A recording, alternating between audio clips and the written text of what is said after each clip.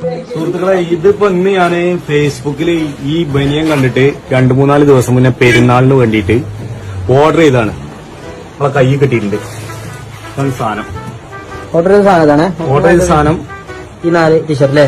എത്ര രൂപേനു? 1140. ഇതാണ് മുതല്.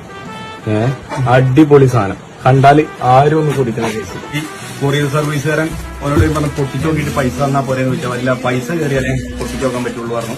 അവൻ ഈ സാധനം കൊടുത്ത് കൈ തന്നു. പൈസ വാങ്ങി ചെക്ക് കാരണം ഓനാണ് പോയി.